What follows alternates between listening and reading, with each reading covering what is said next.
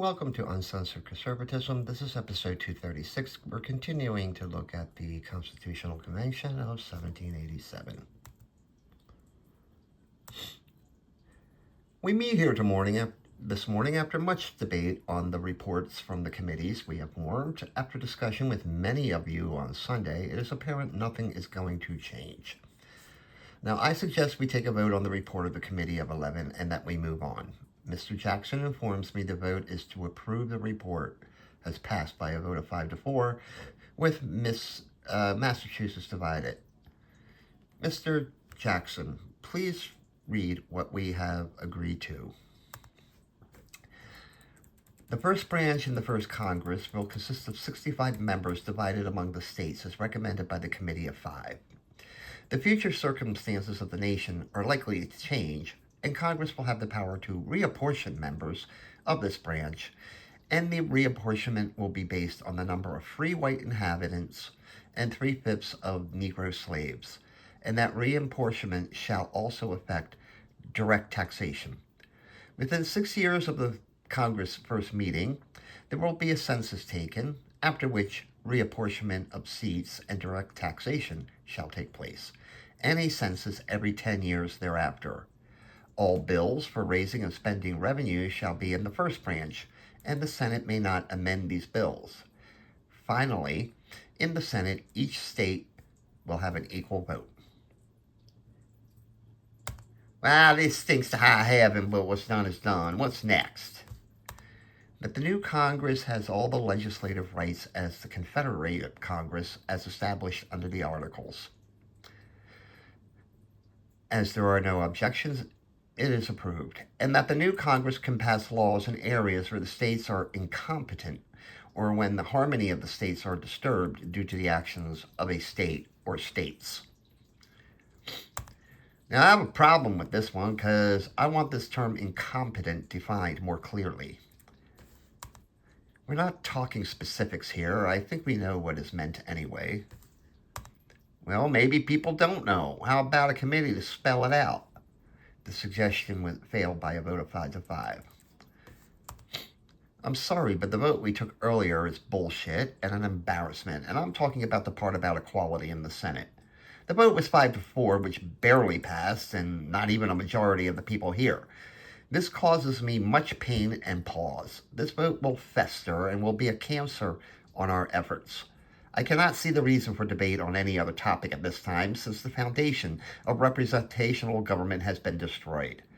I ask that the convention be adjourned so that those in the minority this morning and I may consult and decide on our options here. We have reached the stage of crisis. I also believe that we have reached an impasse on a critical point and that the convention should be adjourned. I further move to remove this shroud of secrecy over our deliberations to allow our people to weigh in. If everything is for the people, as Madison says, the people should know what's in store for them. And Randolph is correct when he says equality in the Senate will not be bartered away. We have made 2 concessions and asked that the larger states make 1. If Randolph would amend his motion to adjourn from Philadelphia, I would be most happy to second it. Yeah, Randolph, what kind of adjournment are we talking about here? If it's to adjourn the convention altogether, then I'll just return to South Carolina, and I'm not going to return to this city. Well, I know nothing would please New Jersey more than to adjourn the convention. I am proposing that we adjourn for the remainder of the day and meet back here tomorrow as planned. We need time to discuss our options, given the obstinacy of certain states. Sounds like a veiled threat to me, but I have no problems with this. Well, how do we vote on an adjournment? General Washington, the vote is tied. Oh my God, we can't even agree on a damn adjournment for a single day. I come from a small state like my friend from New Jersey, but I disagree with him over adjournment of the convention, of us all returning home and coming back here in the future. Something must be accomplished by this convention, even if by a bare majority. Mr. Randolph, you can never sell an unfinished product to the people, and you cannot send an unfinished government either. Well, we in Massachusetts were against adjournment because we believe there is no compromising with these obstinate states. You heard them. The small states will not budge, so what will one day do? Listen, I don't know about anyone else, but if we do nothing, I'll be damned I'm coming back here somewhere down the line because the current Congress, under these current articles, are going to screw things up. If Randolph thinks something can be worked out in 24 hours that hasn't been worked out in 2 months, I think we should afford them hours. In that case, I amend my motion and ask that we adjourn simply for the remainder of the day. Mr. Jackson informs me the vote to adjourn passed 7-2. But before we leave, if Mr. Randolph can achieve what we haven't been able to, then you're a miracle worker. We shall meet at 1 o'clock tomorrow instead of 10 o'clock. Who knows, maybe those extra hours will make the difference. We're adjourned.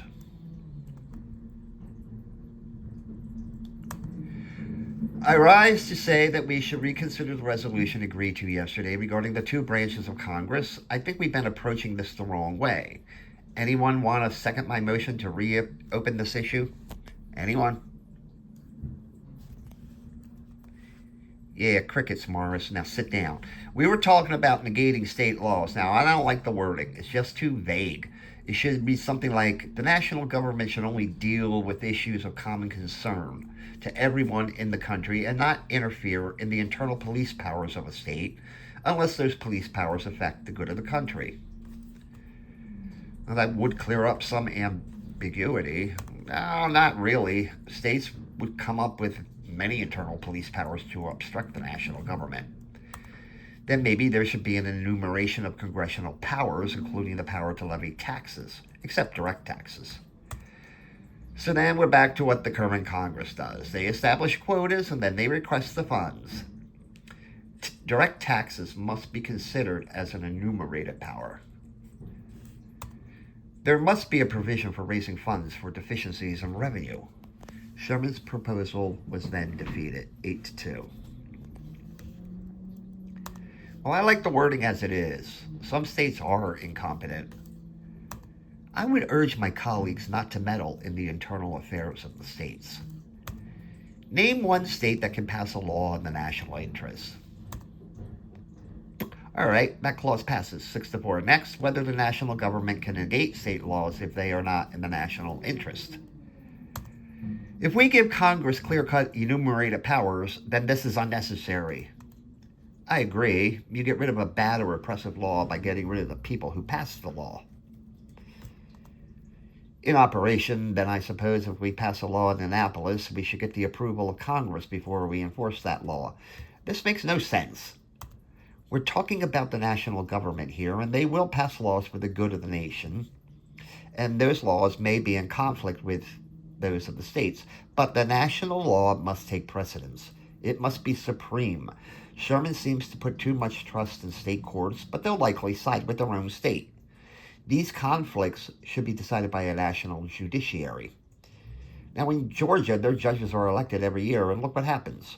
Their interpretation and enforcement of any law changes year to year. In Rhode Island, their Congress selects the judges.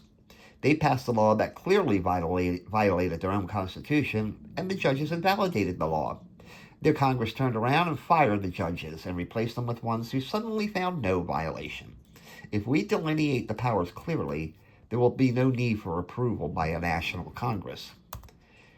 This idea of negating state laws is bound to rile up some states. If the state law is to be set aside, let the judiciary do it. If that fails, and it's so important, Congress can go back and fix it. But that condones bad behavior by the states. While this is litigated, a lot of mischief can happen. The power to negate state laws is the teeth of this government. Now let's just vote on the damn thing.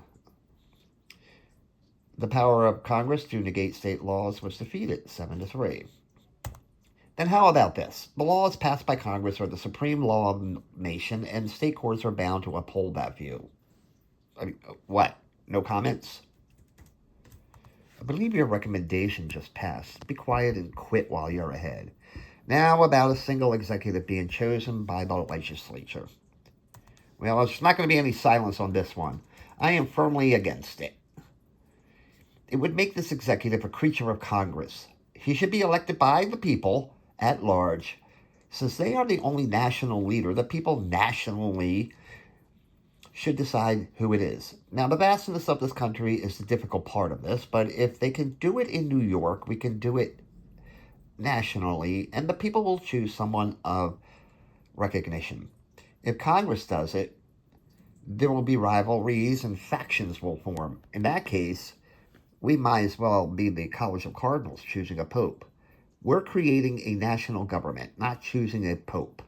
Change the words from national legislature to citizens in the clause. People are just going to choose somebody from their own state. We're electing a national leader, not a governor from Virginia. Everyone in this country knows a George Washington, but may be unaware of a Charles Pinckney. You could have 13 choices out there and no clear winner. And God forbid an executive is chosen from the wilderness of the new western states. Just look at Poland. When they elect a leader, all the nobles come out and threaten the people, even each other. Their elections are dangerous. Now, maybe a majority will never come to agreement, but who says the leader must have 51% of the vote? Sometimes state governors are chosen by a plurality rather than a majority.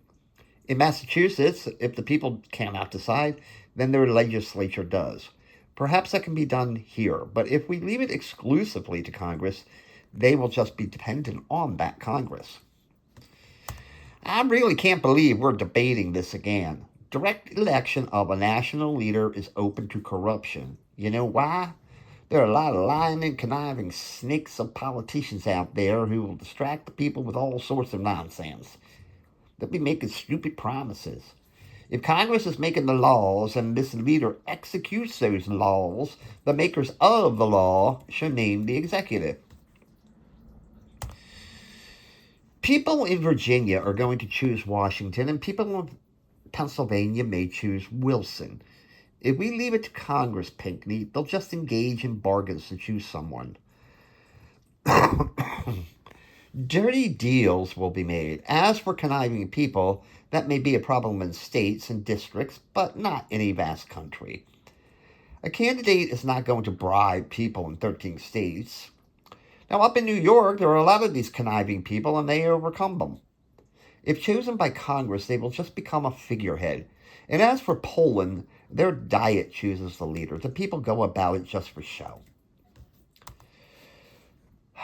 On the one hand, they say we should trust Congress, but then just give them some powers and the states have nothing to fear. On the other hand, they say this Congress is corrupt and self-dealing. If we are creating a lasting government, it should be practical, and I see no practicality in electing the executive by the people. We don't ask a blind man to define colors, do we? The sheer size of this country makes this idea impractical and, quite frankly, stupid. It depends. In some aspects, Congress should deserve respect and confidence, and in other aspects, they should deserve no respect. Now, let's just put some names in a hat and pull them out and be done with it. Let's stop beating around the bush. Okay, we all know Washington is going to be the first guy, but who after that? The executive will not be eligible for a second term, and they're going to get paid, so I don't see how they'll be so dependent on this Congress. On the question of the executive being chosen by the people instead of the legislature, how do we vote? All right, that one fails 9-1. Then I propose the executive be chosen by electors, chosen by the state legislatures. Yeah, back to this one, eh? We're turning the anthill into a mountain here, folks. We've been gone from this Congress to thousands of people in the country to 13 state legislatures. Let's vote on this idea so we can just discard it right now. Mr. Martin's proposal fails 8-2. So on the words chosen by the legislature, oh, wow, 10-0, it passes. Okay, how about that 7-year term? Postpone it. By unanimous vote, the issue is postponed. Appointment of officers. No debate? Okay, great, it passes. Thank God. To be ineligible after their term expires. Do away with this clause. Finally, I can agree with something that comes from a person from Delaware. As it stands, it destroys any motive for good behavior. If they know it is one term and out, then there will be mischief. The vote being 6-4 to remove the phrase about ineligibility, back to the 7-year term. Well, since we got rid of a term limit, then their term should be shorter than 7 years. Strike out 7 years and insert during good behavior. Well, that would certainly instill some stability. Oh, before we jump the gun on this one, it's a bad idea. We got rid of ineligibility, so he'll just show good behavior to be chosen. Then what? You're stuck with him. I urge you all to read Montesquieu. A tyrannical Congress plus a tyrannical executive equals tyranny. Well, I need someone to define good behavior for me. An executive holding office for good behavior is a fancy way of saying an executive for life. Unless you're Hamilton, I thought we were all against this idea. I mean, what's next? A hereditary monarchy? In that case, just adopt Hamilton's plan. This is the stuff of revolution if it passes, and I'll be on the front lines if it does happen. Who suggested this? McClurg? You've got the brains of a squirrel. No one wishes for a monarchy, and no one wants a revolution, but even you know that the legislature is sometimes all too powerful, and an executive lacking in power to stop them. Most of the problems come from the legislatures. You keep a monarchy out through a Republican government that keeps the people happy and prosperous. That's what this is all about, so stop this nonsense about monarchy. Well, I guess you all think monarchy is the boogeyman here. I'm aware of the tyranny possible in a Republican government also, so let's just vote on my suggestion. The idea was defeated 6-4. Well, damn, I can't believe 4 states just voted for this whole shit.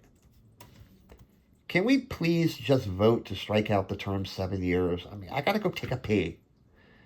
Okay, the vote is 6-4 and the 7-year term remains. Then I propose we re-examine term limits tomorrow. Adjourned.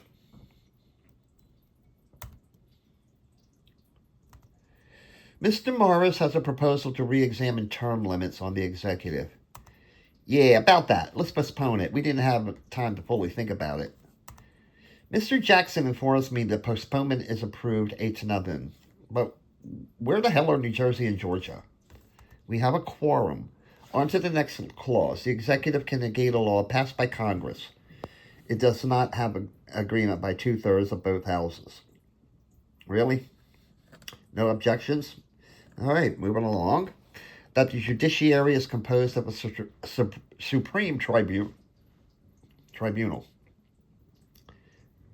No objections? Ooh, I'm on a roll here. That these judges be appointed by Congress.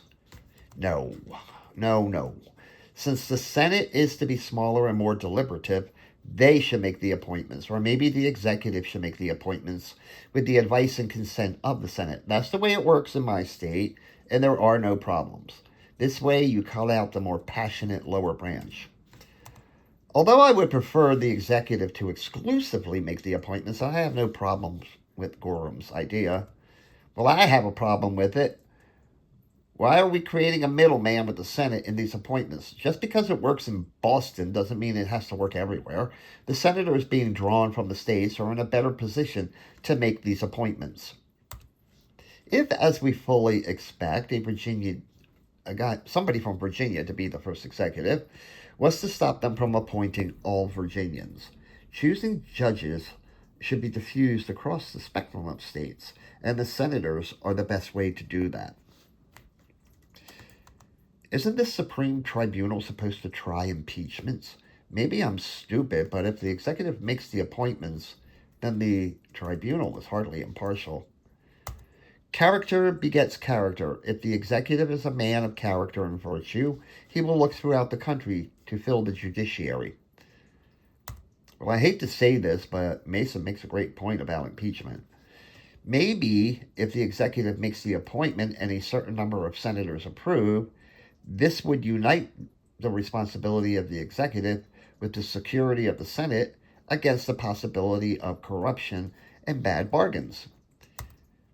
No, Senate appointments would be the best method. They'd have more collective wisdom than just one man. More candidates would be known, and it's much too easy to corrupt one man. When I originally proposed this plan, I was not counting on equality in the Senate. If you think I've forgotten about that, I haven't. I'd prefer appointment by the Senate than leave it to a single executive. Just put the senators on record and take it from there.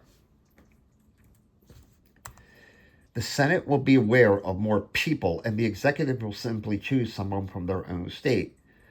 God forbid the executive is someone like that John Adams. There's really no difference. If the executive made a bad decision, he can always be censored. It's worked in my state for 140 years. Executive appointments lost 6-4. Then I propose the executive makes the appointment with the advice and consent of the Senate, and that nominations must be made several days before the actual appointment. The proposal tied 4-4. We're missing some delegations. I propose we postpone this discussion.